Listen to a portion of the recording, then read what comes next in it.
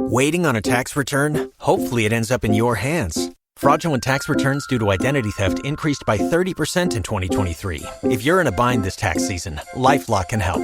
Our U.S.-based restoration specialists are experts dedicated to helping solve your identity theft issues. And all LifeLock plans are backed by the $1 Million Protection Package. So we'll reimburse you up to the limits of your plan if you lose money due to identity theft. Help protect your information this tax season with LifeLock. Save up to 25% your first year at LifeLock.com/aware. Welcome to the Attention Deficit Disorder Expert Podcast Series by Attitude Magazine. Hey everyone, good afternoon. I'm Susan Coffin here for Attitude Magazine's weekly ADHD Experts webinar broadcast. Our topic today is for adults with ADHD, and our speaker is Jeff Copper, an ADHD coach and the host and founder of Attention Talk Radio. ADHD brains are forever seeking stimulation, and when we are really interested in something, suddenly the executive function of our brains works really, really well. But when we're bored, all bets are off, and it can literally sap a person's motivation to continue. So Jeff Copper is going to talk about today how to transform your boredom into motivation, into engagement, and into action, including such topics as how to find elements of interest even in a boring job, and using those to make progress, how to keep your mind engaged by keeping your body active even when you're behind a desk, and how to chunk up the really boring stuff so that it flies by faster. Jeff, thanks again for joining us. Well, Susan, I'd like to thank you from the bottom of my heart of inviting me to come on and talk about this topic. It's a fun one that I like to talk about, but also this is a topic that's not covered a lot in the ADHD world, and I hope that our listeners find it fascinating. So I want to tell a little bit of a story, just how I kind of got involved with the concept of boredom, and it's relatively simple. I was coaching 2 junior and high schools one spring, and we were kicking butt and taking names. I mean, we were just we were moving along and doing really, really well, and all of a sudden the wheels came off. And I was scratching my head, like, what's kind of going on here? And it dawned on me one day that it was early June, and one of the individuals I was coaching was out of school and didn't really have anything going on. And at the time, my oldest son was, I think, a junior or senior in high school, and I began to reflect on him and realize is that when he was really, really busy, he got a lot of stuff done, and when he didn't have anything to do, I couldn't get him to do anything around the house. And so shortly after that little incident, I was talking to Dr. Ari Tuckman on some other issues. I said, Ari, listen, when you're working with peak adolescents and stuff like that in the summertime, do you notice that there's a difference in your progress? And in normal Ari fashion, he didn't say definitively yes or no, but he goes, well, kind of. And I thought that was interesting. And shortly after that, I was at the Attention Deficit Disorder Association in Detroit, and an individual, a peer of mine, came up with this article on boredom and said, you got to read this. I think you'll be interested in it. It's kind of weird how life kind of comes together because all this happened in about 2 months period of time. But as I began to read the article, it just fascinated me because it talked about boredom. And what really struck me was the fact that it's a universal experience. Everybody knows what it's like to be bored, yet at the time, there wasn't a unified definition of it. I thought to myself, I got to learn more about it. So as I from that point in time, I really kind of embarked to take a look and really learn a little bit more about boredom and see if there was something with regard to my experience in kind of working with people, coaching them when they're bored. So I want to kind of tee this up as a coach and an individual. I call myself an attention coach because I think that's really kind of what I do coach. And my job or my goal in this presentation is that you guys get a couple ahas out there. And ahas are a big deal because it's really an observation. And sometimes that observation can make things that weren't so clear, crystal clear after you kind of make those observations. And often where you didn't know what to do, now you kind of know the path. So when the world was flat, if you wanted to go to sail from Europe to go to China, you'd go east. But the moment that you realize the world is round, you begin to sail west to go east. I mean, that kind of profound. So just understand that that's kind of the place that I'm coming from. And I'm hoping today that you'll get some ahas and you'll begin to have a clearer understanding of boredom and actually maybe how to manage it and kind of move forward and be productive. So let's talk about what the definition of boredom is. As I said years ago when I started this, there really wasn't a unified definition, and I wouldn't say there's a unified definition as of yet, but it's starting to come together. And there's a guy named Mark Finsky who I've read a lot of his stuff, and he's got a definition that I think is fascinating. It is the adverse experience of wanting but not being able to engage in a satisfying activity. It's often perceived as fairly trivial and a temporary discomfort that can be alleviated simply by changing circumstances. So imagine you're sitting in the doctor's office and you're bored, and all of a sudden you're called in. It's alleviated in that moment when you're brought into the office. The research recently too is beginning to look at ADHD as in terms of, or define it in terms of attention, which certainly is going to get our attention with regard to ADHD.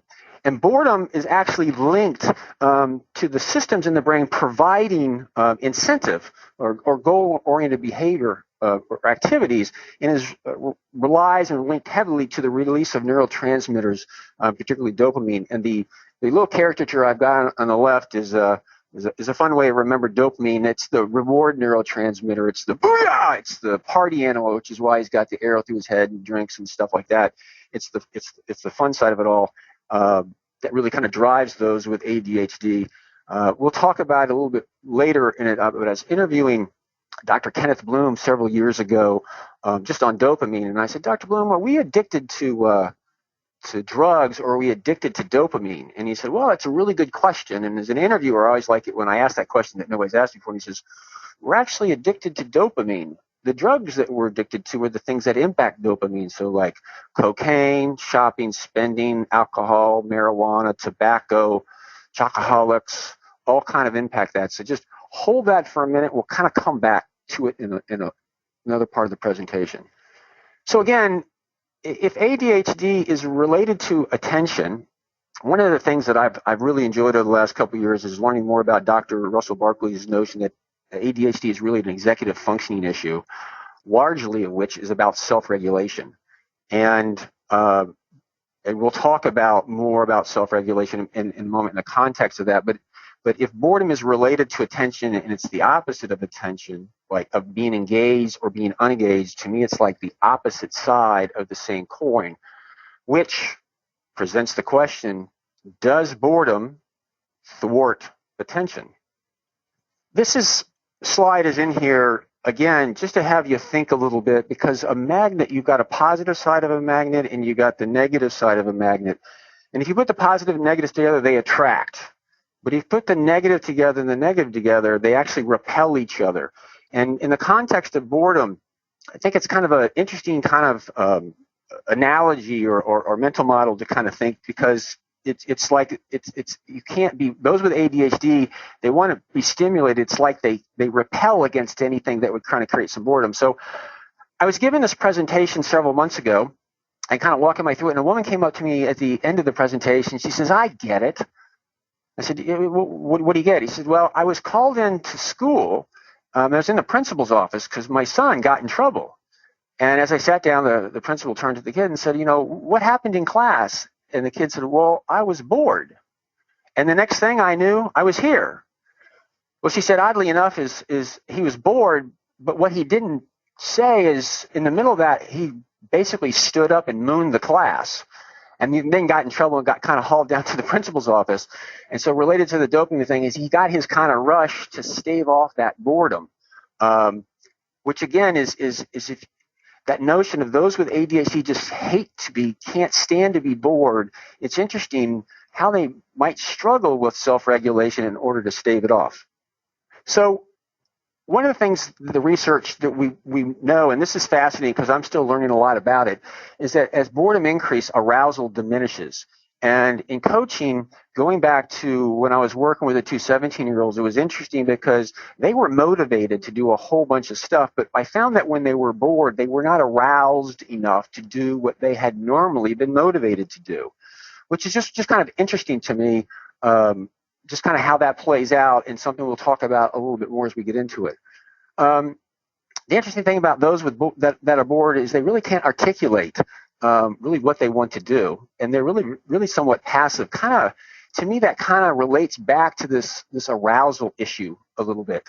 And it's kind of funny because I got the little quote from Dr. Thomas Brown. I hope I'm not offending anybody with it, but this is something he quotes often in presentations that he had learned from one of his clients about comparing ADD to erectile dysfunction, but that the point of this slide really is to notion is those with ADHD, if they're not aroused, if they don't have that stimulation, they have a hard time activating and kind of moving forward.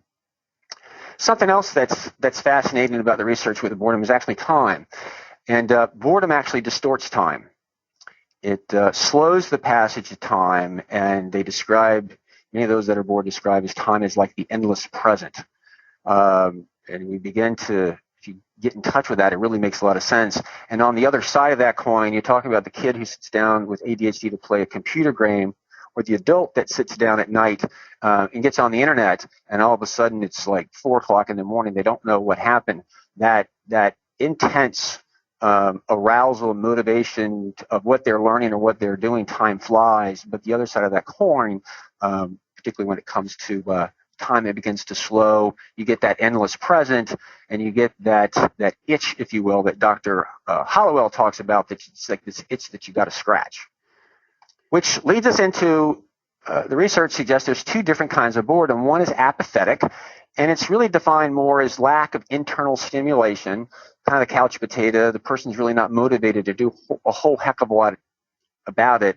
And quite frankly, I haven't really spent a lot of time on it because agitated is really interesting. And those with ADHD are much more susceptible to agitated boredom. And agitated boredom is more stimulation is required by your external world. And the definition that I found on this that I love, and I use this a lot in my coaching, and I'm going to say it very slowly, and I want everybody to think about this for a second. It's defined as the physical discomfort, physically uncomfortable, where one is motivated to escape the plight. You're physically uncomfortable. You can see my little Aha Bob here on the screen. He's got poison ivy, and he's physically uncomfortable, knows that he shouldn't scratch that itch, but has some difficulty from a self-regulation problem not to do it. Or as we described earlier, the kid that was physically uncomfortable in class, and the next thing he knew was up mooning the class, which got him into the office. And I say this because a lot of those with ADHD, in this context, they can begin to really feel with their body that physical discomfort. And I found this really powerful for some because they can feel it going on or coming on, and they can do something about it before they create a problem. Melissa Orlov works a lot with those with ADHD in marriage counseling, and she talks about flooding feeling that kind of comes in, this feeling that kind of comes in that you feel, and then you notice it and you begin to override it by kind of getting yourself out of the situation so you don't get yourself in trouble. Sesame Street, season 43, did a lot of work with self-regulation and teaching preschoolers what emotions were. When you begin to feel these things come in, that you stop and belly breathe and count 1, 2, 3 in order to down-regulate emotions. My point here really is that if you have ADHD and you're bored and you can begin to identify with that physical discomfort, it can begin to be that cue that will help you pause and inhibit yourself from jumping up and mooning the class or doing some other things that we'll talk about here in a little bit. So we got to put the puzzle together. It's really kind of fascinating because if ADHD is a universal experience, we all get it. We're starting to learn about it, but understand the challenges is boredom is really hard to measure because it's a state of mind, and it's really being the research is done. It's really mostly off of self-report, which is why we don't have a lot of really, really good information. We've got some stuff that's really kind of coming together, and I think it's becoming a more fascinating to work with. But just realize it's interesting. And so the question of the day is, can boredom be controlled or regulated? Real quickly, just to jump into some research with regard to this, is boredom is associated with more frequent lapse of attention. It negatively impacts the treatment of mental disorders. Interesting. My experience is it negatively impacts my ability to help somebody go forward in coaching. Chronic boredom is associated with depression, and we'll talk a little bit more detail about that in a little bit. And also it's related to much higher levels of substance abuse. Chronic boredom also is correlated with premature death. So that notion of bored to death, there's actually some truth to actually that particular kind of comment. Also note that there's a cost of boredom, higher risks of substance abuse for those that are chronically bored, poor performance at work and on the job and school, lower job satisfaction, and lower depression rates. So again, it's an impact. There's something to this that needs to be paid attention to. So the question of the day is, are some more susceptible to boredom than the others? And the survey says yes. And not surprisingly, those with ADHD are more susceptible to boredom and far more susceptible to agitated boredom, the need for that external stimulation. And as the little cartoon says here is, it's kind of like those with ADHD. They refuse to be bored. They're not going to be bored. They're going to find something that's going to stave off the boredom, even if they find themselves mooning the class in order to make that happen. Real quickly, too, the research is suggesting is that more and more technology is coming along that's helping us stave off boredom. The smartphone, the iPad, these types of things. But staving off short-term boredom increases the likelihood of what we call long-term boredom. And that is, to a certain extent, you just get kind of immune to these. The researchers are talking about the attention spans of people getting shorter and shorter because of these things that occupy our minds. And what's interesting, as long-term boredom increases, the depression rates go up substantially. I just want to kind of slide this slide in because we'll talk a little bit more about that towards the end. So let's talk about a little bit, just run through real quick things that those with ADHD do when they're bored. This is just a fun one. When I get bored, I send text to random people saying I hid the body, now what? Again, poking the bear, mooning the class, doing whatever. Eating is something that many people do when they're bored. When you're driving in a car, when you're standing in line, for those with ADHD, it can be more profound, even more difficult to regulate. I'm sure Dr. Roberto Olivardi has been on one of the webinars talking about ADHD inattentive women and the high correlation with obesity as a result of that. Again, some factors in here. Again, things to do: poking the bear, shopping, sex, smoking, gambling, etc. Again, as you begin to see this, you can see all these are dopamine-related type activities that people are drawn to when they're not aroused or they're bored. So now the fun part: how do you manage it? And from my experience, really all roads lead to mindfulness. First thing of anything is to be aware of it. Aware of boredom, aware that if you are bored, you're apt to have some difficulty with it, and you're apt to jump to some behavior that's probably not so good for you, whether it's smoking, mooning the class, staying up all night, or whatever. So step one is to be aware that it's an issue. And then two is begin to look forward for those times when you expect that you could be bored and bring something with you to occupy your mind, or to be able to feel in your body that physical discomfort to kind of catch yourself so that you can down-regulate it in the moment so that you don't do something that you're going to regret. The former is probably the easier one. The latter is probably the more difficult to execute just because of the nature of ADD. And let's talk about why it's more difficult. It's probably more difficult for those with ADHD than the average bear. Dr. Barkley talks about ADD as thinking about it as the two-level system. You've got the automatic brain, and then you got the executive functioning brain. And the automatic brain is just automatic. You do stuff. And that's why routines are really important for those with ADHDs. You don't think about it. You just kind of do it. The executive functioning brain is really, really effortful. It's got to step in, and it's got to override that automatic brain. It's very, very effortful. That's why self-regulation is such a difficulty.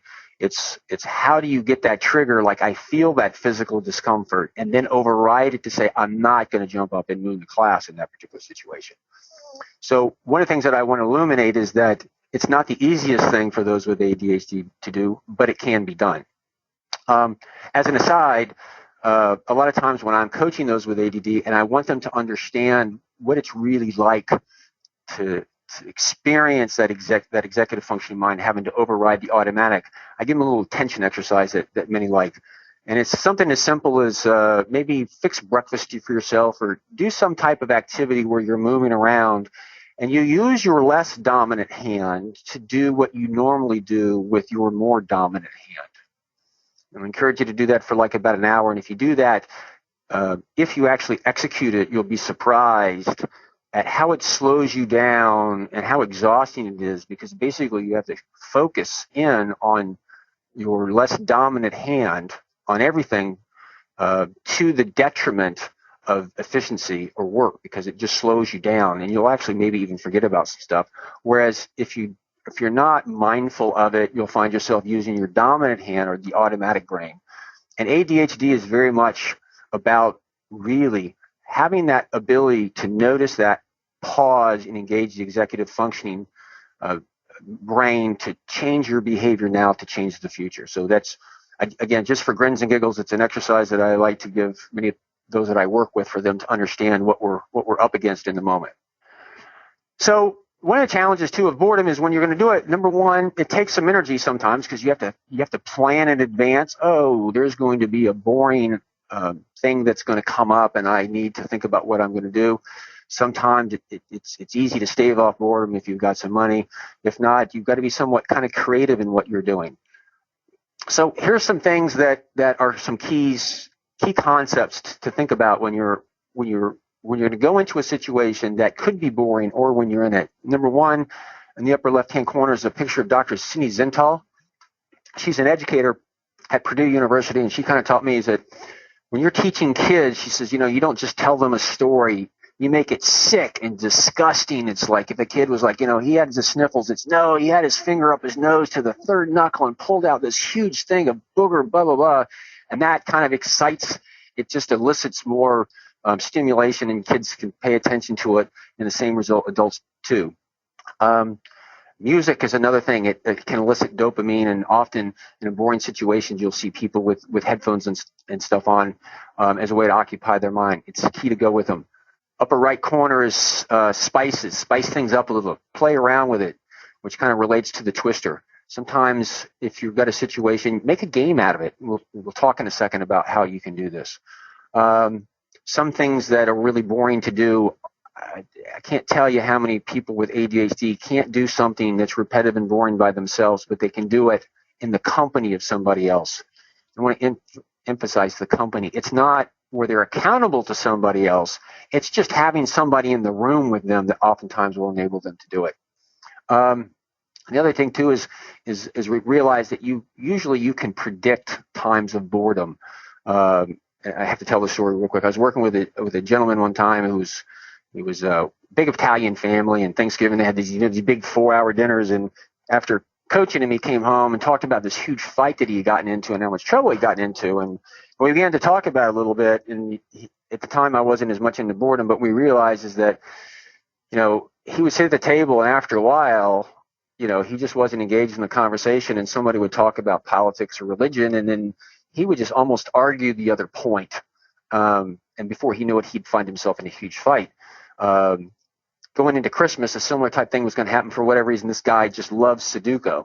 So he actually went to Christmas dinner with this electronic Sudoku game, and while his family members gave him a hard time for a second, he said, I brought it so that I wouldn't get in trouble. And sure enough, when it was over with, he had spent most of his time playing Sudoku. He had kind of been part of the conversations at different points in time, but at that particular situation, I didn't think a lot in terms of boredom, but he knew it was coming. He talked something to kind of occupy his mind and kind of kept him out of trouble. Some of the other keys to managing boredom is don't tell yourself that you're bored. Don't just acknowledge it. Just realize that it's there and begin to really be more mindful that I am bored. What am I going to do? And begin to think about what you can do to stave off boredom. I'm going to start talking about some examples here in a second, but one of the things that I'm experimenting with more and more and more is actually having my ADHD clients go practice being bored. I've had a couple of them where I said, I want you to go to a park, I want you to leave your cell phone home, and I just want you to stay there for an hour and a half and be bored. Most of them can't do it. They do it for 5 minutes and they work their ways up. But the idea is it's a tension exercise to occupy yourself as you go. It's a very willful act that they're doing in order for them to notice it and to begin to self-regulate it. So that's a little bit on boredom, but let's just talk about some things that you can do when you're in it. Number one is if you are bored, you need to go find something to do. I'll have college students regularly contact me and say they want coaching. And if it's in the summertime, I'll say, well, what are you doing? And if they're not doing anything, I will not coach them unless they go volunteer for something and they're busy. For for two reasons. Number one is I need them active. I need them doing something because that helps their state of arousal. And furthermore, in coaching, we come up with some ideas, and they got to have a way to go run experiments. So if we're working on time management and you've got nowhere to be, it's kind of hard to run an experiment on what works.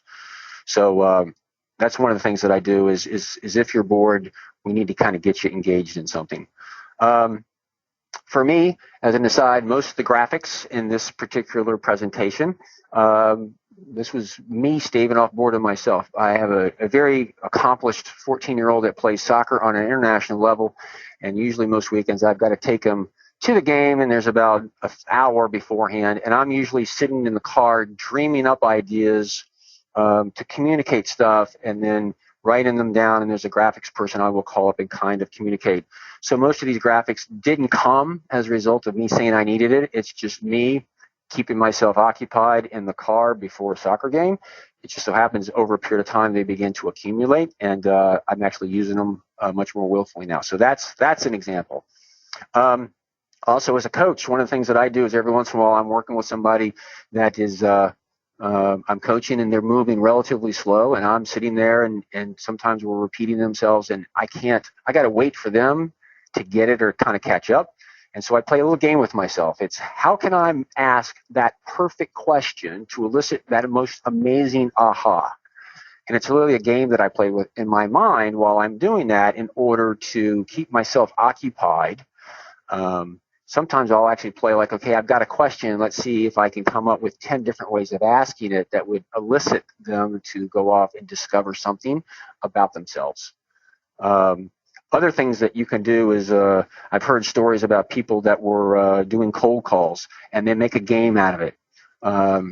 It's a relatively boring thing is seeing how you can get a cold call and weave in the word supercalifragilisticexpialidocious. It's a game that you're playing in order to spice some stuff up so that you can get your way through the boredom, but also create that arousal to see if you can kind of accomplish something. A lot of college students, I'll work with them on this, is that first, not the first year, but particularly the sophomore and junior year, they're walking in and that first week, the first year's gone by. They're excited about school. They kind of walk in, they get it all set up, but then the first week they get all their syllabuses. Those all come out. They look at it, and that first week is relatively boring. And so we'll talk about what are you going to do? What little project are you going to do that's going to be fun to occupy your week? Whether it's like when I was in college, we built bunk water beds, or you're painting your room, or you're going to get a job. Those are situations where you can see that idle time coming. You know that you're going to need the arousal, and so you need to find something motivated to kind of to plug that in to kind of keep you engaged. Also, a little bit about me. I swam competitively, actually internationally. Swam for the same guy as Mark Spitz. And let me tell you, it's incredibly boring to swim 15,000 yards a day. Basically, you're swimming around a black line. There's lots of games that you play in order to kind of occupy your mind, whether it's catch up, and that is you're swimming something and there's a guy next to you and you're kind of like fall back far enough to see how far you can fall back, but actually kind of catch them at the end. If you'll notice, these are games that you're playing in order to kind of like keep your mind occupied and applied as to what's going on. When you are in a situation that you're bored and you recognize that you're bored, is actually to feel that physical discomfort, be wary that you're apt to do something. And Rick Green's got a really great idea. He said, things are really, really boring in general unless you really, really focus and pay attention to how they're different. So you might just even find an object and begin to study it a little bit, or begin to listen to other conversations and try to understand what the functions are. Or so what I like to do is when I'm bored and there's something on TV and I've seen the show before, I have a blast paying attention to what's going on in the background. If you ever watch The Office, Erin is absolutely hysterical. I mean, hysterical, her facial expressions in the background as to what's kind of going on. So again, these are just things to realize is that boredom is an issue. The best thing to do is design the environment before you get there in those situations that you know that you're going to be bored, where you bring something that'll get your attention, whether it's a Sudoku game during a family dinner, or when you're in it, to be able to catch yourself, make a game out of something. Schedule your times so that you've got something going on, because as I've described, if you've got nothing going on, you're truly bored, that hits arousal. Or when arousal falls, it's hard to do even what you were normally motivated to do. And the last piece is, I'll say, for those with ADHD, that I find very, very, very helpful, more helpful than you can imagine, is when in doubt, when something's repetitive and boring, go do it with somebody. Like if you're paying your bills and you don't like to do it, just get your box of bills and go meet somebody at Starbucks with their box of bills. They'll do your thing and you'll do yours, but you'll be amazed at you're out about, it's a different environment, you've got the coffee, some other things going on, you might be surprised at what you get done. And so what do is you spice it up. Again, if you don't like to do the dishes or whatever, put your headphones on. I know 5 of my clients every Thursday morning listen to the radio show that we did the night before on Attention Talk Radio, because they like listening to the ADHD stuff when they're on the treadmill. It kind of keeps, they wouldn't ordinarily be able to do it. They're not really exercising, they're listening to it, or listening to a Attention Magazine episode on a webinar or something like that, because it kind of keeps them engaged. So we got that, and let me see a few other just thoughts and insights. One good exercise to stave off is kind of practice boredom is actually watch sports on TV, because it's real time. Baseball is real time. It's not accelerated. Those with ADHD struggle with doing this, but if you want to practice being bored, watch a baseball game. It moves relatively slow. A person with ADHD will realize it. Even if you just watch it for 5 or 10 minutes, it's an attention exercise to be able to learn to kind of stave off boredom, maybe pay attention to different things going on in the outfield, etc.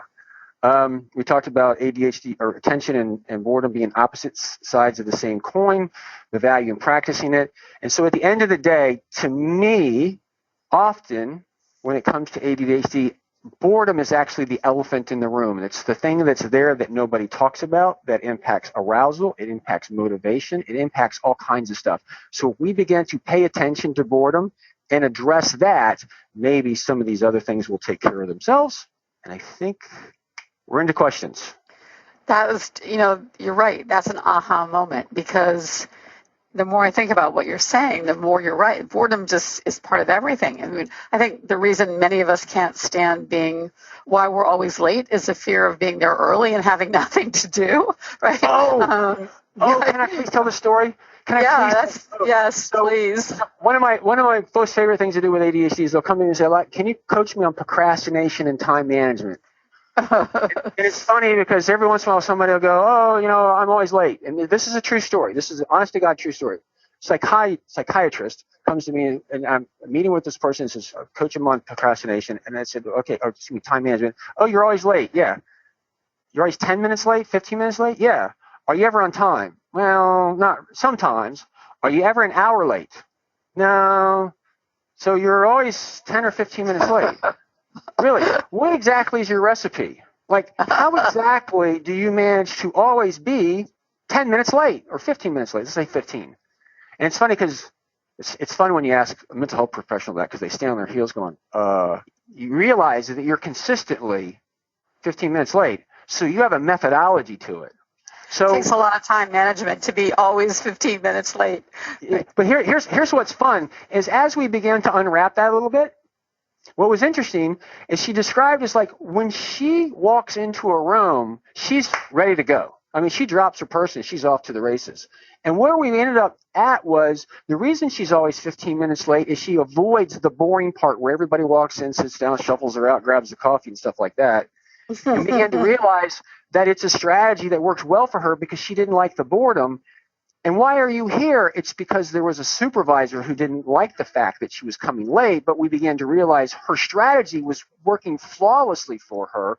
It was just a judgment for somebody else. But my point of this is that she was always late, so she didn't have to sit through the boring part. Oh, wow. Yeah. I can remember just being driven crazy by that 15 minutes where everyone would get their coffee and stir it around. And oh my God, that's an amazing story. Yeah. Perfect strategy, right? Yes. So maybe we could talk a little bit about boring work.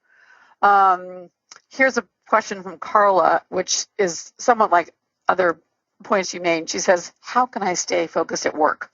I love my career, but they've got me doing some medical billing that's unspeakably boring. I've been written up twice in the past because I start I start putting it off and getting in trouble because I'm bored, and then I hyper focus on the things I do like. I'm thinking I might have to get another job.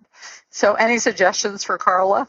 Okay, it's difficult for me to come up with a specific answer for you because of some of the circumstances, but if I will, I'll tell you some stories of this. There's a gentleman that I'm coaching right now that goes in and he loves his job, but he hates the paperwork, and when he's done with a client meeting, he got to the point in time where he was having to write these notes out and procrastinated on it, and he naturally talks like all the time, and for him we got to the notion, because it's a very structured format that he's got to do these call reports on, and we began to realize that talking was easy for him, so we got him set up not with a Dragon Naturally Speaking, but a service called Copy Talk that has somebody transcribe, and he would dictate like a stream of consciousness based off of categories. He would email, then he would cut and paste and drop it in to the call reports. Now, this medical billing situation is not the same, but as you begin to take a look at what you're doing, you begin to sit there and say, okay, how can I make this easy, and how can I bring an element of fun? That's one comment. Another comment is that earlier on I talked about in interviewing the experts. To me, you can simplify ADD down in its most simple form, and those with ADHD are dopamine addicts, period, end of sentence. If you get the dopamine, you pay attention to it, and if you don't, you don't. It's kind of like Pavlov's dogs. You hit the lever, and you get it, which really is interesting because it dovetails really nicely into Dr. Barkley's ADHD. It's a self-regulation issue. And so if you're getting the crack cocaine, you keep taking it, and if you're not getting, you don't. And so I've fashioned this often for those with ADD is that if you're a dopamine junkie and you're in a room, your attention is going to go to whatever is going to give you your fix the quickest.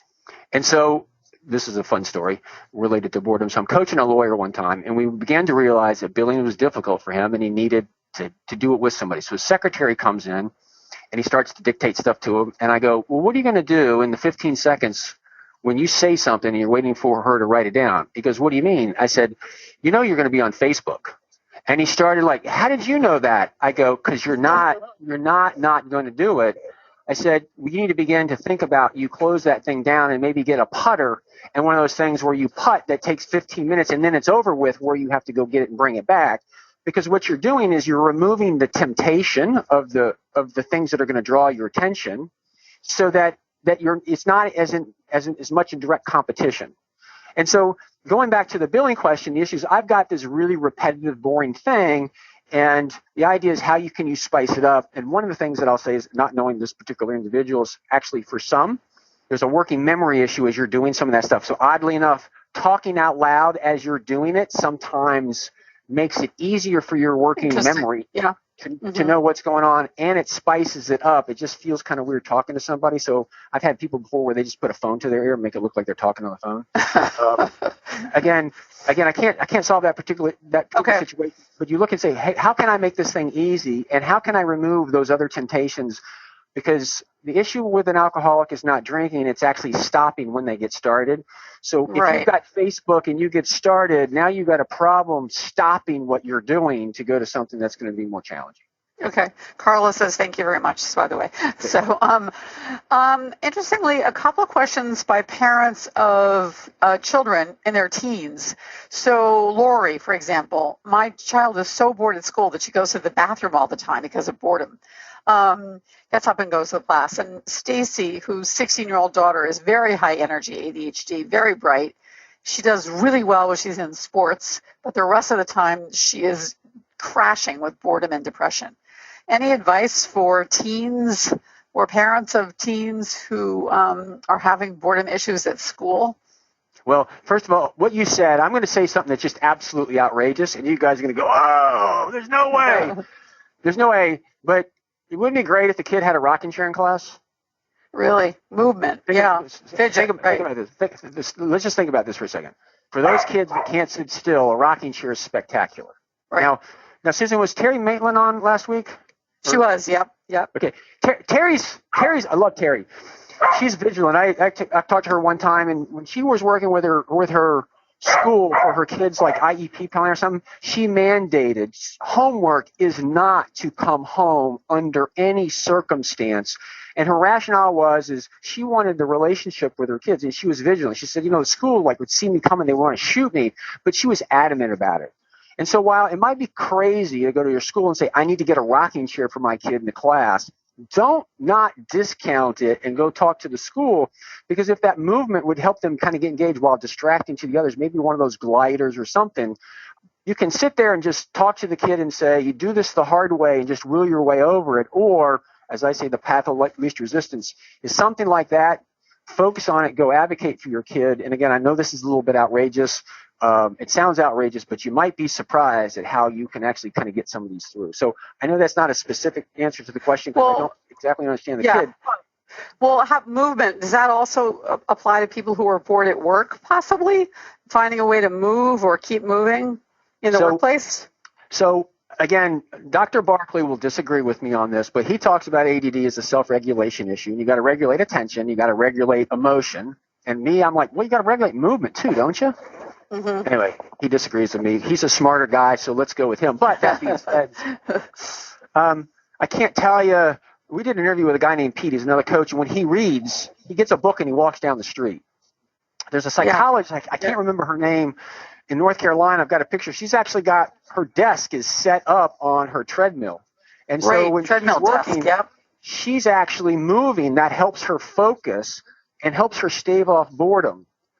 One of the things that I talk about when I'm working with ADHD and they have sleep issues, I said, realize is that the moment in time you get in bed, from the time your head hits the pillow until you fall asleep, that is the most boring part of your day.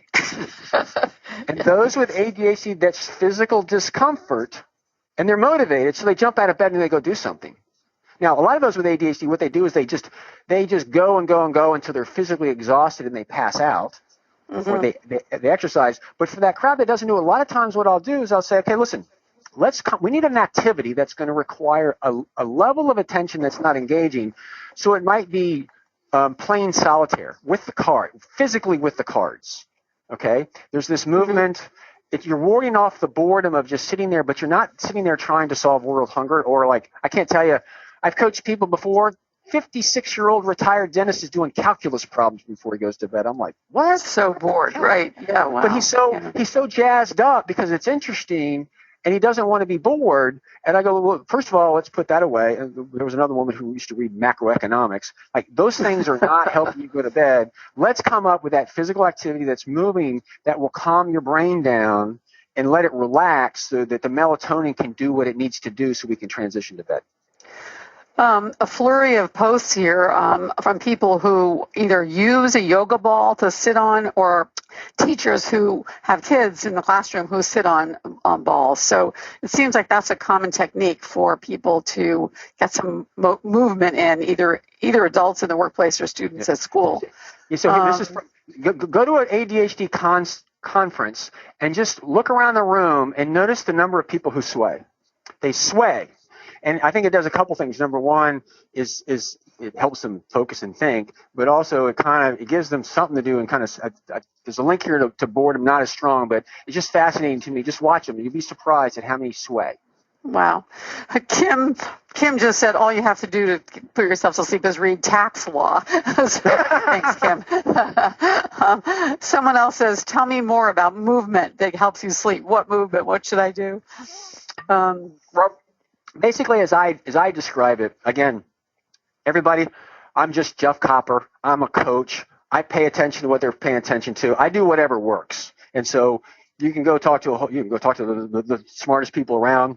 I like to link this stuff to too, but this is just what I found. And again, my theory is the most boring time of the day is when you put your head on the pillow before you fall asleep. And with that being said, is how can we calm your brain down in order for you to do that? And movement, occupying yourself with movement and doing repetitive tasks where you're up and moving around that don't require a lot of taxing executive functioning.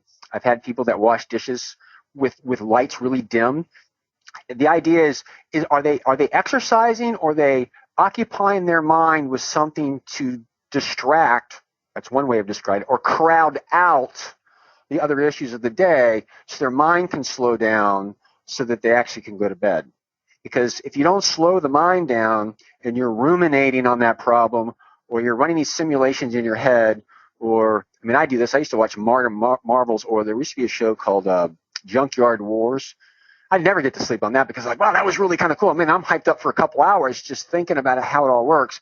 Is the idea sometimes for those people bringing the movement in with some type of activity to slow the brain down so that they're not bored, but they're not dwelling on something that they're trying to figure out is a means to do that. For other people, I've had sometimes where they just draw and doodle as a means to kind of distract themselves. And it is movement, maybe not walking around, but that physical movement and the goal-oriented behavior of like trying to do that design slows their mind down and sometimes will help them sleep. Yeah, exactly. Could attention be linked to sensory issues? Someone asked. A number of people say that, they think that people's sensory needs are really ignored way too much in general. So I have to tell you, I don't know if I can speak to that question, but I would like to comment on this, and that is as an attention coach, we receive information from our senses. And when you talk about learning, there's learning modalities. We learn with all the modalities, but I find that many people have a more dominant modality. And I also find that some people have more sensitivity to certain senses. And so that can really drive a lot of solutions. So, for example, if you're one of these people that are really tactile, very sensitive to touch, like where you cut the tags out of the back of your shirts, if you've got a time problem and you need to be reminded, a timer will go off and it'll become invisible after a while. It won't jolt you out of anything. You'll just, because you're enjoying what you're doing. Going back to the billing person, is like they can set the timers all day long, but if they're enjoying Facebook, they're going to tell themselves a story not to go back and do it. But if you're very sensitive and you have something that vibrates, a lot of times those with that crowd, it is so jolting, your working memory will actually lose everything that you're doing. Right. In that situation, it's not the timer, it's the sense that you're doing. So a vibrating timer might really, really work for that crowd. That wouldn't work for an auditory crowd or pop-ups because of that sense. So that didn't really answer the question with regard to boredom. But I do say is if you're out there managing things as an attention coach, what we do is we try to understand what you pay attention to and build systems around that. And a lot of times you're trying to solve these problems and you're reading the books. You got to learn to pay attention to who you are and what works for you, not what works for somebody else. So that makes sense. A flurry of questions around getting started and procrastination. Basically, people having a really hard time getting started with an activity. And Lisa asks, in this vein, does ignoring deadlines until the last possible moment have something to do with arousing dopamine? What's the relationship between boredom and serious procrastination, or inability to just get started on something that you have to do, which is related to procrastination, I guess? Okay, so I think it was Dr. Barkley I was talking to on this, and he didn't say yes, but he alluded to it, is that a deadline is a self-medicating behavior. In other words, the dopamine levels rise, the adrenaline levels rise when that happens. So it's like, I think Gina Paris said one time is, nicotine it does amazing thing for attention right now. It has some very bad long-term effects. And smoking, a lot of people that I know that write, they'll smoke because they can pay attention when they're writing. So with that being said, realize Rick Green actually has done a new thing on this, is that by adulthood, everybody with ADHD is self-medicating one way, shape, or another. So deadlines to me is like, it's like taking extra Adderall before you do it. Now, that being said, now everybody's going to look at me like I got six heads, but to me, usually you procrastinate when one of the following issues that are there. Number one, it's repetitive, boring, and routine. That's classic for those with ADHD. But here's the one that nobody gets. Often you procrastinate because you don't know what to do. You don't know where to start, you mean? Or you don't know what to do, you don't know where to start, or you don't know how long it's going to take. Now, stop for a second. Think about that. If you don't know what to do, doesn't it feel better to go get something done and get something accomplished that day as opposed to sitting there and not knowing what to do and not getting anything done? So when I'm coaching people, it's you pause and go, what is it I'm not clear about? What is it I don't understand? What's kind of going on? And when you isolate that, then you go, how am I going to go find out what I need to do next? Now you've got an actionable item as opposed to feeling guilty and beating yourself up because you're not doing it. Because it's a realistic. So I was coaching a guy the other day, and he had this electrical socket type thing, and he was like, I talked to him about this, and he looked at it and says, I'm procrastinating about this. What's the deal? He says, I really don't know what to do.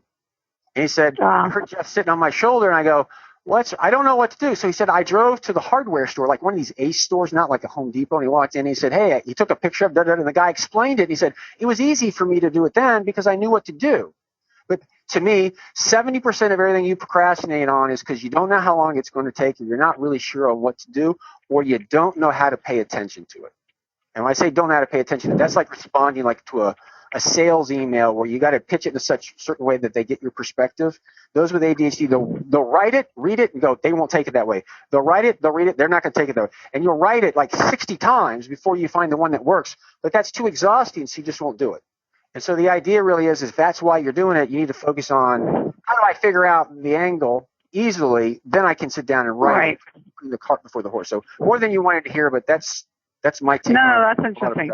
So, more you don't know how to start or what to do to start. Interesting. Can you talk a little bit more about mindfulness, the role of mindfulness in dealing with boredom? Okay, so for grins and giggles, let's do a little exercise. Is that all right, Susan? Yep.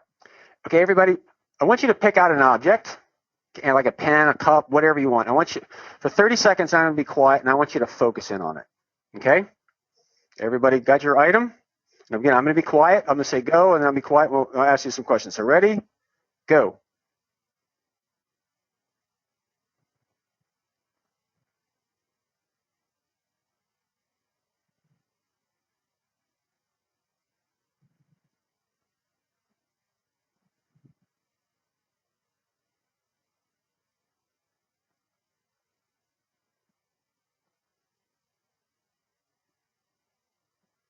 Stop. Now I'll do this regularly with clients that I'm working with, and I got a yellow highlighter, and I will ask somebody, like everybody out there, notice what you paid attention when you focused in on this object. So I got a highlighter. It says Staples on it, and it's yellow, and it's got this kind of funky shape. And a lot of you probably studied the object, but for most of you, you'll notice at some point in time you had an extraneous thought, like, why is he having me do this? What am I supposed to figure out?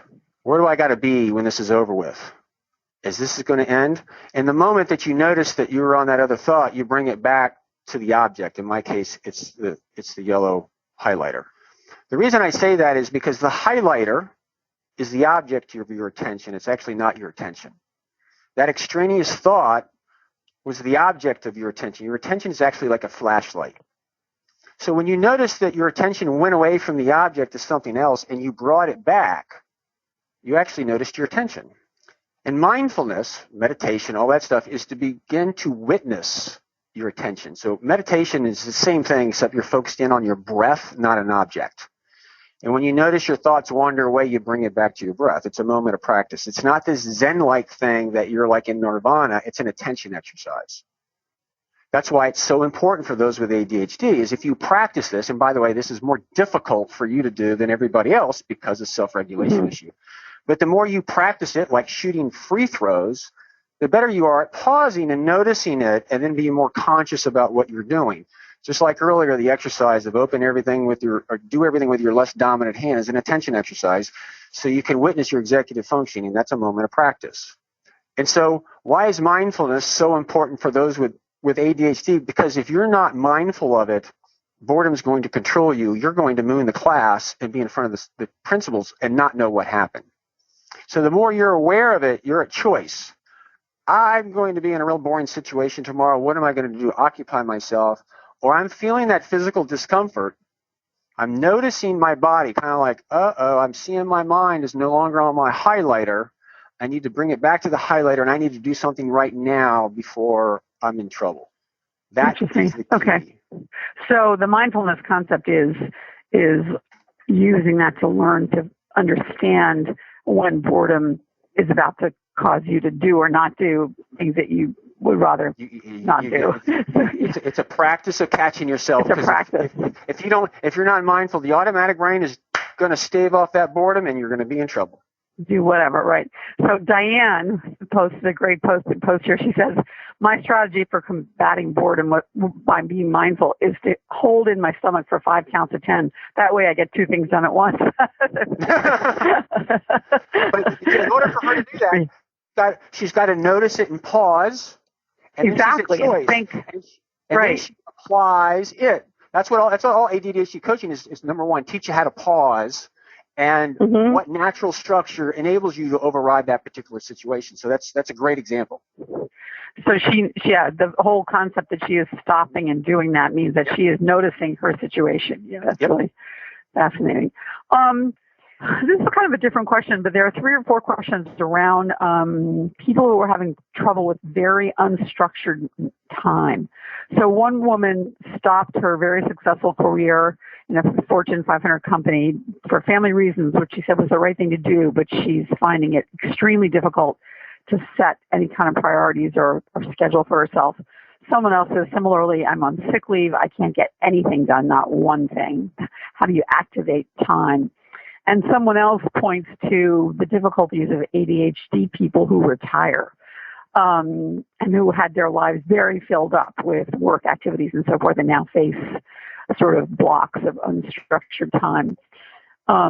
Any thoughts on that, on those challenges for So that goes back to, if you want something done, give it to a busy person.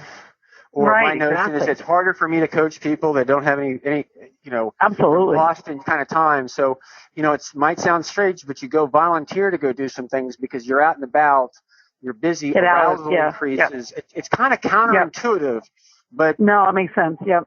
But there's one other thing to remember is learning is one of those things that's really weird when it comes to procrastination. Because if you're learning something, you never know how long it's going to take, which is another issue. But by and large, is if you're in a situation where it's unstructured and stuff like that, you got to go volunteer, you got to get out, you got to do that stuff, because you're out and about. You'll be like me. I work out of my house, and there's so many things I don't get done that I used to get done because it was easy. I was already out anyway. I was driving by the store, boom, I got it. Now it's a special trip, and it's just more challenging. Whereas I used to set up for a period of time, like every Saturday I would go out. I did a rotation of stores. It was amazing what I got done because I set all stuff up, but it was all scheduled, and I got all these little things done that would have gone on for forever as a result of that. So the answer to the question is when you have to go get engaged. Like I said, I won't coach a college student in the summertime unless they go get a job, they work camp, or they volunteer or do something, because I can't coach them if they're just sitting around the house. Yep. Okay. Just one last tip that someone posted, I just have to quote, even though I'm almost out of time. She said that she got a Fitbit, and so when she gets up and walks around during meetings, which she's doing to avoid boredom, it's fine with everybody because they think she's just getting in her minutes, quote, her steps in to meet the Fitbit challenge. So, it's a great way to have walking around at work accepted. She uses it for that reason. Pretty ingenious. Yeah, exactly. Jeff, this is so helpful. I think the concept of boredom, you're so right. It's an eye-opener. It really is. And I hope you'll come back and talk about this again, because there's a lot more that could be said and a lot more wonderful questions here. So thanks so much. And everybody, please check out Attention Talk Radio. Jeff has a wonderful broadcast every week. Digcoaching.com. Digcoaching.com. It's on the screen right now. digcoaching.com. For the community there, lots of other great stuff. And for adults with ADHD, you couldn't do better than to listen to Jeff and check out his website. So thanks again, Jeff, and everyone for taking part today. See you next week. Thank you. For more Attitude Podcast and information on living well with attention deficit, visit attitudemag.com. That's ADDITUDEMAG.com.